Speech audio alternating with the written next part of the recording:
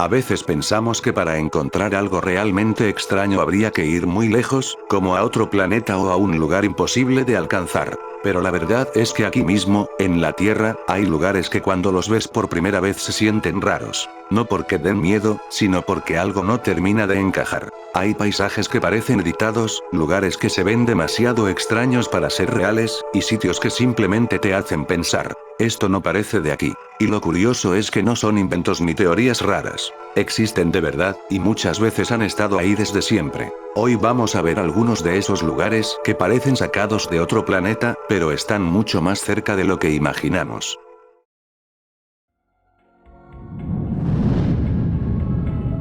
El lago Illier se encuentra en Australia Occidental, específicamente en la isla Middle, una isla pequeña dentro del archipiélago Recherche, a unos 4.000 kilómetros al suroeste de Sídney. Desde el aire el panorama es simple. Océano azul a un lado, vegetación densa al otro, y en el medio un lago completamente rosado que no corresponde a ninguno de los dos colores que lo rodean. No depende del ángulo ni de la hora del día. El agua es rosada en todo momento, el lago mide 600 metros de largo y 250 de ancho, no es grande, pero lo que ocurre dentro del agua no sucede en casi ningún otro lugar del planeta. La salinidad en algunos puntos llega a ser 10 veces mayor que la del océano, y a esa concentración la mayoría de los organismos no sobreviven, pero algunos sí, y esos son precisamente los que producen el color. Hay una microalga llamada Dunaliella salina que cuando el nivel de sal sube demasiado produce betacaroteno como mecanismo de defensa, el mismo pigmento que le da el color naranja a las zanahorias. A eso se suman bacterias halófilas del género Salinibacter ruber, organismos que no solo toleran la sal, sino que la necesitan para vivir, y que producen pigmentos rojizos adicionales que se mezclan con los de las algas. El resultado es ese color. No hay un solo responsable, es una reacción entre organismos vivos y un ambiente que normalmente los mataría. El lago no representa peligro para los humanos, la densidad del agua es tan alta que el cuerpo flota sin esfuerzo, nadar ahí es posible. Pero la isla no tiene habitantes permanentes, el acceso es limitado, y el lago lleva siglos funcionando con su propia química sin que casi nadie lo observe de cerca. Bolivia tiene la reserva de litio más grande del mundo, y está debajo de una capa de sal de 10.000 kilómetros cuadrados en el departamento de Potosí, a 3.600 metros sobre el nivel del mar. Eso es el salar de Uyuni, la superficie plana más extensa del planeta. Se formó hace aproximadamente 40.000 años, cuando una serie de lagos prehistóricos se evaporaron en el altiplano boliviano, dejando una costra de sal que en algunos puntos tiene hasta 10 metros de profundidad. Debajo de esa costra hay una capa de salmuera, agua saturada de sal y minerales, que contiene aproximadamente el 50% de las reservas mundiales de litio conocidas. Durante la época seca la superficie es blanca y completamente plana, tan plana que la NASA la usa como punto de referencia para calibrar los altímetros de sus satélites, porque el margen de error en toda su extensión es de menos de 1 metro. Durante la época de lluvias, entre diciembre y abril, cae una capa delgada de agua sobre la sal, y esa lámina refleja el cielo con una precisión que elimina visualmente el horizonte. No hay línea entre el suelo y el aire, el cerebro no tiene referencia de dónde termina uno y empieza el otro. La fauna es escasa pero existe, flamencos rosados anidan en los bordes del salar durante ciertas épocas del año, atraídos por las algas que crecen en las pocas zonas con agua permanente. En el centro no hay nada, solo sal, silencio y una planitud que a escala humana resulta difícil de procesar. En la provincia de Hunan, al sur de China, existen más de 3.000 columnas de piedra arenisca que se elevan hasta los 1.200 metros de altura. No son montañas en el sentido convencional. Son estructuras de cuarzo erosionadas durante 300 millones de años por el agua y el viento, dejando solo los núcleos más resistentes en pie. La formación de estas torres es un proceso geológico extremadamente lento. Lo que hoy vemos como pilares aislados, alguna vez fue un bloque sólido de roca bajo el océano. El levantamiento tectónico y la erosión constante eliminaron el material blando, dejando estas agujas que en algunos puntos tienen apenas unos metros de ancho en la base. Cuando la humedad sube desde el valle, la niebla oculta la parte inferior de las columnas, creando la ilusión óptica de que la roca flota en el aire. Es una anomalía visual que inspiró paisajes de ciencia ficción, pero su origen es puramente físico. La vegetación que crece en las cimas es limitada debido a la falta de suelo profundo. Son ecosistemas aislados a cientos de metros del suelo, donde la vida ha tenido que adaptarse a la exposición constante al viento y la falta de nutrientes. Es un paisaje que parece ignorar las leyes de la física. Esto no es una formación natural, sino el resultado de un error técnico ocurrido en 1964. En el desierto de Black Rock, en Nevada, una empresa de energía perforó un pozo exploratorio que no fue sellado correctamente. La presión del agua geotérmica, que se encuentra a casi 200 grados bajo tierra, terminó por romper las paredes del pozo y brotar hacia la superficie de forma ininterrumpida. Con el paso de las décadas, los minerales disueltos en el agua, principalmente el carbonato de calcio y el sílice, se han ido depositando alrededor de la salida del agua, creando los montículos que hoy alcanzan casi 2 metros de altura. El color verde y rojo intenso no es un efecto químico del agua, sino la presencia de algas termófilas. Son microorganismos extremófilos que no solo sobreviven al calor, sino que lo necesitan para su metabolismo, colonizando cada centímetro de las terrazas minerales. A diferencia de los géiseres naturales que tienen erupciones periódicas, el Flea Geyser expulsa agua constantemente, vertiéndola en más de 30 estanques que se han formado a su alrededor. Se encuentra en una propiedad privada, lejos del acceso público masivo, funcionando como un ecosistema artificial que ha tomado el control del terreno. Un accidente humano que la biología terminó por reclamar. A unos 250 kilómetros de la costa de África, en el Océano Índico, se encuentra Socotra. Es una isla que se separó del continente hace 20 millones de años, quedando aislada en un entorno de calor extremo y mínima humedad. Ese aislamiento total detuvo el intercambio biológico con el resto del mundo, obligando a la vida local a tomar un camino evolutivo independiente. El resultado es que un tercio de sus plantas no existen en ningún otro lugar de la Tierra. El espécimen más representativo de esta anomalía es el árbol de sangre de dragón. Su estructura en forma de paraguas invertido no es una coincidencia visual. Es una adaptación para capturar la humedad de las nieblas matutinas y canalizarla hacia las raíces, mientras que la densidad de su copa protege el suelo de la evaporación inmediata.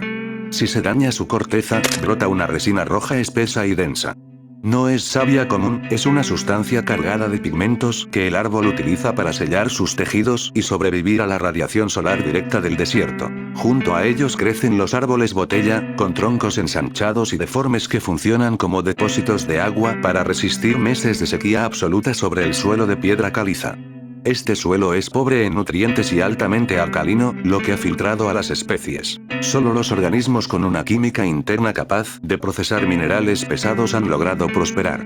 Incluso la fauna es inusual. No hay anfibios nativos y solo existe un mamífero terrestre originario, un murciélago, lo que deja el control del ecosistema casi por completo en manos de reptiles e insectos que han crecido sin depredadores naturales. Lo que hace que Socotra se sienta como un entorno ajeno no es la falta de lógica, sino que sus reglas de supervivencia son distintas a las continentales.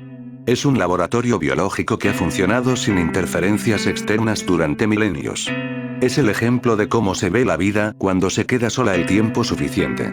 Incluso se podría decir que es el lugar más alienígena de la Tierra. En la frontera entre Venezuela, Brasil y Guyana, se encuentra el Monte Roraima. No es una montaña de formación convencional con una cima en punta, sino un tepuy, una meseta de paredes verticales de 400 metros de altura que sostiene una cima plana de 30 kilómetros cuadrados. Con una antigüedad estimada de 2.000 millones de años, es una de las estructuras geológicas más estables y antiguas de la corteza terrestre. La superficie del Roraima es un laberinto de arenisca negra, moldeada por la erosión de la lluvia constante en formas que parecen estructuras artificiales. Debido a su altitud de casi 3.000 metros y al aislamiento total que imponen sus paredes, la cima ha desarrollado su propio microclima y un ecosistema que no tiene contacto con la selva que lo rodea. El suelo arriba es prácticamente inexistente. La lluvia lava los minerales de forma tan agresiva que la tierra es estéril, lo que obligó a las plantas locales a evolucionar en direcciones poco comunes. Aquí, las plantas carnívoras son la norma, destacando géneros como la heliánfora, que han desarrollado trampas en forma de jarra para obtener nitrógeno de los insectos al no poder extraerlo de un suelo sin nutrientes. Aproximadamente el 35% de las especies de la meseta son endémicas. Animales como el sapo de Roraima, que no salta ni nada, sino que camina lentamente sobre la roca, han sobrevivido sin depredadores naturales durante millones de años. La cima también alberga valles cubiertos de cristales de cuarzo y ríos, que caen por los bordes de la meseta, formando algunas de las cascadas más altas del mundo. No es un lugar diseñado para la vida tal como la conocemos abajo. Es una porción del pasado que quedó fuera del alcance de la erosión y la evolución del resto del continente. En el noroeste de Polonia, cerca de la ciudad de Gryfino, existe un grupo de aproximadamente 400 pinos que presentan una deformación idéntica e inexplicable. Todos los árboles en esta sección del bosque tienen una curvatura de 90 grados en la base de sus troncos, apuntando siempre hacia el norte, para luego enderezarse y crecer verticalmente hasta los 15 metros de altura. En comparación con otras deformaciones naturales causadas por parásitos o vientos constantes, estos pinos son saludables y su crecimiento no parece atrofiado por la curvatura. Fueron plantados alrededor de 1930, y se estima que la deformación ocurrió cuando los árboles tenían entre 7 y 10 años de vida. El análisis de los anillos de crecimiento confirma que la curvatura fue un evento deliberado o una presión constante que se detuvo repentinamente, permitiendo que el resto del tronco se desarrollara de forma normal. Existen varias teorías sobre su origen, pero ninguna ha sido demostrada. La falta de evidencia de daños mecánicos en la corteza descarta herramientas de metal, mientras que la uniformidad de la curva en los 400 ejemplares hace poco probable una causa meteorológica como una tormenta de nieve masiva. Es un fragmento de bosque que funciona bajo una geometría alterada. Un experimento o un accidente histórico que quedó congelado en la estructura de la madera. En todo caso, ver estos árboles da una sensación extraña como persona. En el sureste de Islandia, dentro del glaciar más grande de Europa, se forman estructuras temporales que parecen desafiar la lógica de la materia sólida. Las cuevas de hielo de Vatnajökull no son cavidades fijas en la roca, sino túneles dinámicos esculpidos por el agua de deshielo que corre bajo los cientos de metros de espesor del glaciar. Es un entorno en constante flujo. Las cuevas se colapsan y se reforman cada año, lo que las convierte en estructuras geológicas vivas. Lo que define la apariencia irreal de estas cuevas es la densidad del hielo. A diferencia del hielo común que contiene burbujas de aire y refleja la luz blanca, el hielo en la base del glaciar ha sido comprimido por el peso de los siglos, expulsando todo el oxígeno atrapado. Al ser una masa de cristal ultra densa, el hielo absorbe todas las frecuencias del espectro de luz excepto el azul. El resultado es un entorno donde las paredes parecen emitir una luminiscencia cian intensa, una filtración óptica que ocurre solo bajo presiones masivas. La estructura interna es un registro del tiempo. En las paredes se pueden observar capas de ceniza negra atrapadas en el cristal, restos de erupciones volcánicas ocurridas hace cientos de años que quedaron selladas por las nevadas sucesivas. El aire en el interior es extremadamente puro pero peligroso. El movimiento del glaciar genera crujidos constantes y la liberación de gases atrapados, recordando que la cueva es, en realidad, una grieta en un cuerpo de hielo que se desplaza varios milímetros cada día. Es un paisaje de cristal líquido que solo existe mientras el equilibrio térmico lo permite. Una arquitectura efímera donde la luz se comporta bajo reglas distintas a las de la superficie. A 300 metros bajo la superficie en Chihuahua, México, se encuentra una cámara que contiene los cristales más grandes jamás descubiertos. Son vigas de selenita, una forma de yeso translúcido, que alcanzan los 12 metros de longitud y pesan hasta 55 toneladas. No es un entorno diseñado para la observación. La temperatura interna se mantiene constante a 50 grados Celsius con una humedad del 90%, condiciones que causarían un fallo orgánico en un humano sin protección en menos de 10 minutos. La formación de estos cristales fue un proceso de equilibrio químico perfecto que duró 500.000 años. La cueva estaba inundada por agua rica en minerales, calentada por una cámara de magma situada debajo. Mientras la temperatura del agua se mantuvo estable cerca de los 58 grados Celsius, el sulfato de calcio en el líquido comenzó a depositarse molécula por molécula sobre el cristal, permitiendo un crecimiento ininterrumpido a una escala monumental. Si la temperatura hubiera variado solo un par de grados, los cristales se habrían disuelto o habrían dejado de crecer. Además, el análisis biológico ha revelado microorganismos atrapados dentro de burbujas de aire en los cristales. Es una estructura que solo pudo existir gracias al aislamiento y al calor extremo. En el Triángulo de Afar, al norte de Etiopía, se encuentra uno de los puntos más bajos y hostiles del planeta. La depresión de Danakil, situada a más de 100 metros bajo el nivel del mar, es el resultado de la separación de 3 placas tectónicas que están desgarrando la corteza terrestre, dejando el magma a una profundidad mínima de la superficie.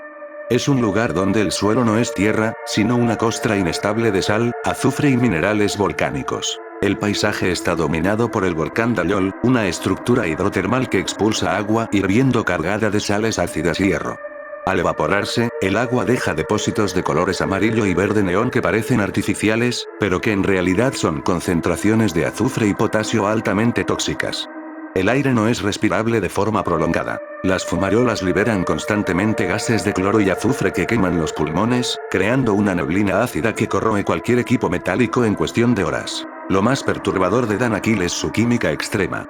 En los lagos de salmuera amarillenta, el pH es negativo, lo que significa que el agua es más ácida que el ácido de una batería. El análisis biológico ha confirmado que en muchas de estas pozas la vida es simplemente imposible, ni siquiera los microbios extremófilos pueden sobrevivir en este nivel de toxicidad. Es un entorno de esterilidad absoluta, una condición que rara vez se encuentra en la Tierra. No es solo el lugar más caluroso del mundo, es un recordatorio de cómo se ve un planeta muerto. Un escenario donde la geología es tan violenta que ha logrado anular cualquier posibilidad de biología. Al norte de Tanzania se encuentra el lago Natron, una cuenca de agua roja que funciona como una trampa química mortal. A diferencia de otros lagos, el Natron está saturado de carbonato de sodio y bicarbonato de sodio, minerales que llegan arrastrados por el agua que se filtra a través del volcán cercano, el Oldo Injolengai. Esta combinación genera una alcalinidad extrema, con un pH de 10,5, un nivel tan corrosivo que puede quemar la piel y los ojos de cualquier animal que no esté adaptado. Lo que vuelve a este lugar perturbador no es solo su toxicidad, sino su capacidad para la preservación macabra. El nombre del lago proviene del natrón, una mezcla mineral que los antiguos egipcios utilizaban para la momificación. Cuando un ave o un murciélago cae en el agua y muere, la alta concentración de sales calcifica sus tejidos, convirtiéndolos literalmente en piedra mientras conservan su forma original. Los cadáveres quedan endurecidos y preservados por el mineral, apareciendo en las orillas como estatuas de sal que parecen desafiar la descomposición natural. Solo una especie ha logrado dominar este entorno, el flamenco menor. Estas aves utilizan el lago como sitio de reproducción exclusivo, aprovechando que el agua cáustica forma una barrera natural que ningún depredador puede cruzar. Sus patas tienen una piel escamosa y resistente que soporta la corrosión, permitiéndoles anidar en islas de sal rodeadas de un líquido que destruiría cualquier otro organismo. El lago Natron no es un entorno para la vida común, es un escenario de momificación natural a cielo abierto. Si quieres seguir explorando lo que la mayoría prefiere ignorar, suscríbete y sígueme en mis redes. Y recuerda, lo que más tememos no está en la oscuridad sino frente a nosotros.